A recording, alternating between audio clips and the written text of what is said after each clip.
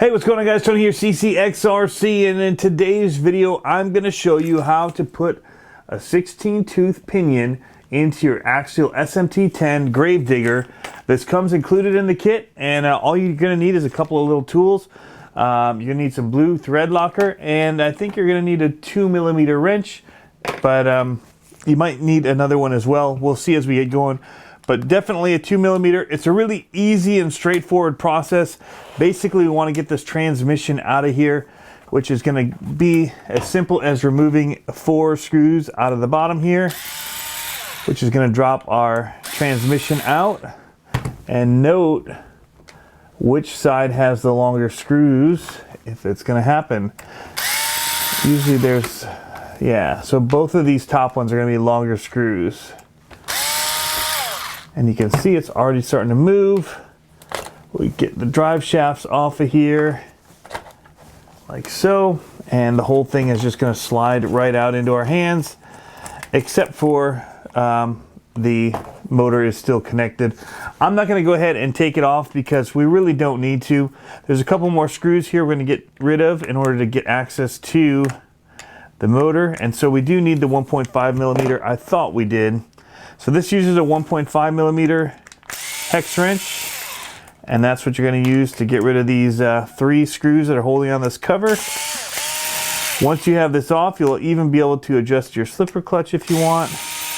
And you can do that easier without taking it off by removing this plate, but you'll have the ability to see it's down there pretty tight how I want it. So yeah, basically now we're going to go in here, and it actually uses 3, so this is a 2.5mm.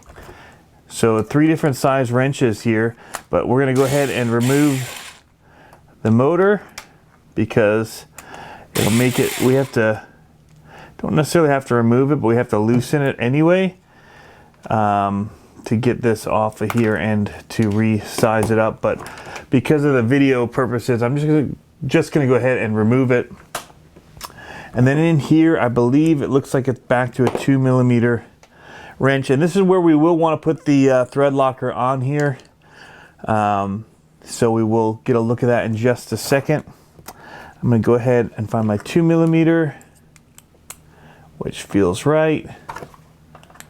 And we're going to go ahead and take off the 14mm. And we're going to keep this grub screw because we're going to need it for our 16-tooth. I called it 14mm a second ago. Just trying to talk my way through the video. Sometimes I don't say all the right words.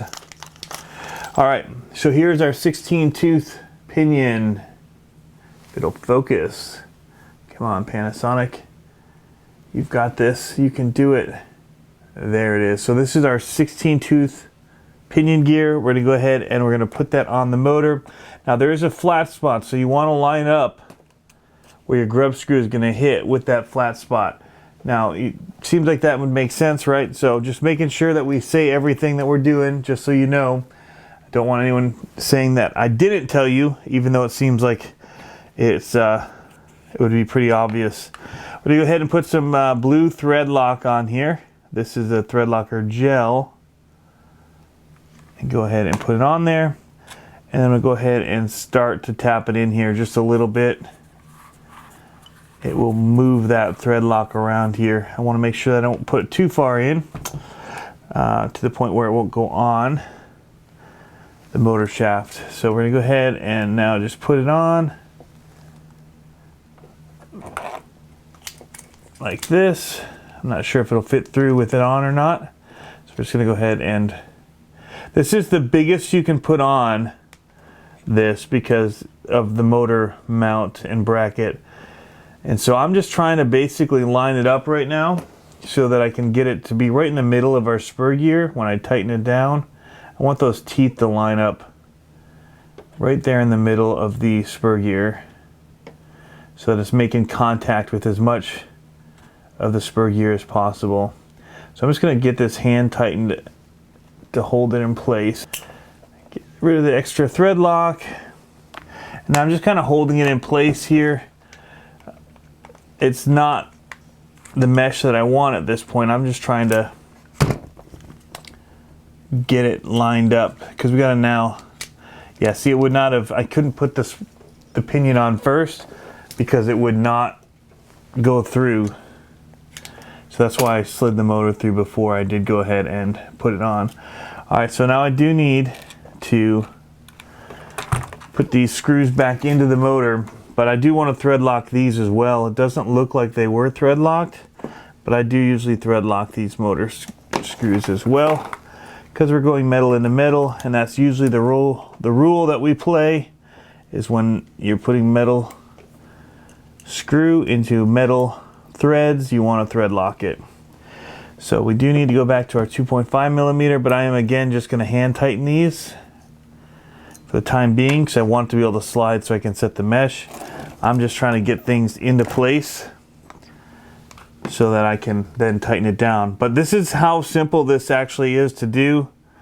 It's not a very hard change to make, which is good. I'm just gonna go ahead and set the mesh how I like it, and that is too tight currently.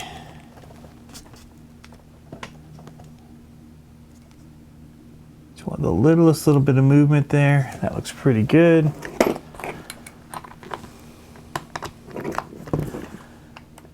And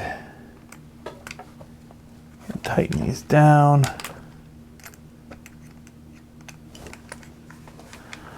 Like so. And that should do it.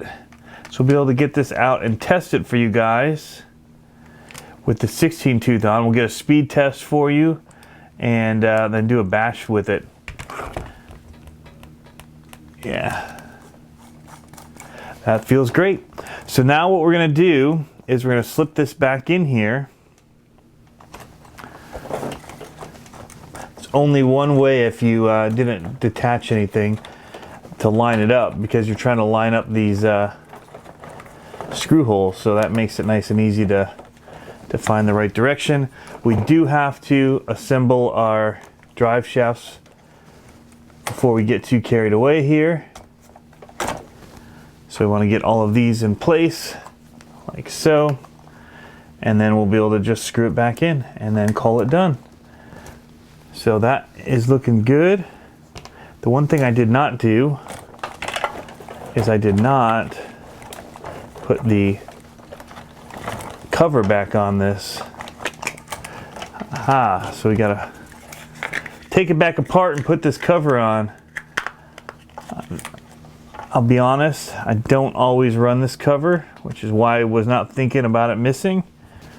I have some like hot racing ones and that don't have the cover. And that's what I used to upgrade to for metal gears. I just buy a whole already assembled hot racing metal cased system transmission to put in here. But now that it comes with metal gears, I don't need to do that anymore. I can use just stock. And I just did it to save time instead of having to rip everything apart and swap out gears and all that. I'd buy the fully assembled transmission, just slap it in there and be off and running. But again, I don't have to do that anymore, which I'm really excited about.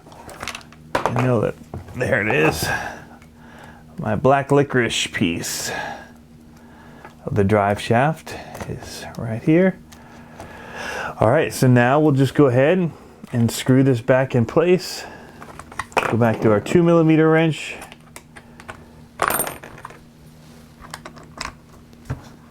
Switch it to drive.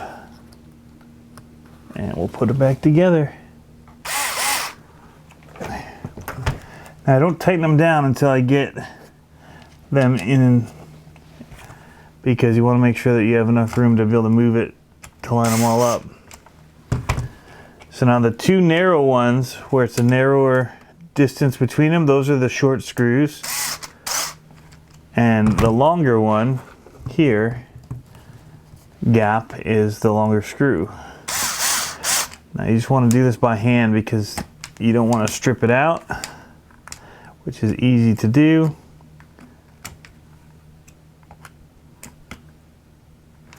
Get them snug, and we are done. So the next thing that I need to do with this truck is a repair on the front here, because I did have an issue when I was bashing. I flexed it too much on a landing, got sideways, and it pulled the drive shaft out of the cup here in the front, the drive cup. And so if I just remove these screws here, I can get that back in pretty easily. So I just need to back out a few pieces here and we'll get it fixed up.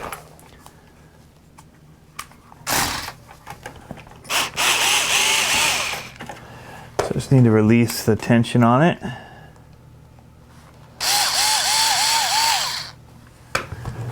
I can just spin it.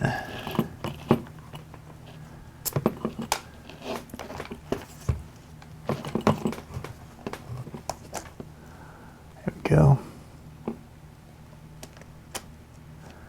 Line it back up.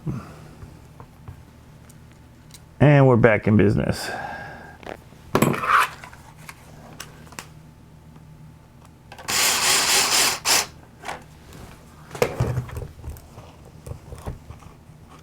They've made these vehicles so easy to work on. That's one of my favorite things about this lineup of RCs is it's one of the easiest that I've ever worked on. So that little bit there, free to back up our front end, and we're now fixed up. Didn't break it when I was running it the other day, when I was bashing it. Just had it get hung up, and now it's gonna be all fixed back up. I could have just done the one thing I was here to do, but I thought, why show you guys a truck that's not looking right when I'm done with it here. So I made with the change that I want, but what we really want is for the truck to be operational. Now we got full steering and everything is good. Alrighty guys, well thanks for tuning in to the CCxRC channel here guys. If this helps you out, be sure to let me know down in the comments below. Give us a thumbs up if you like the video guys. And yeah, have fun with these monster trucks. It's little things like that that when you first get into the hobby may seem like a big deal to do. You might just put it off because it seems like it's a daunting task. But really it's 7-8 screws in order to do it. I guess it's 10 screws. So 10 screws to be able to get in there and do it. You've got 4 to drop out the transmission, 3 to get the box off or the cover off, and then you've got 2 to remove the motor. You don't even have to remove it, you just have to loosen it, and then 1 to get the grub screw out and then put the new pinion on and line it back up. So anyway, that's how you do it guys. Thanks for tuning in. Have fun RCing, and we'll catch you next time.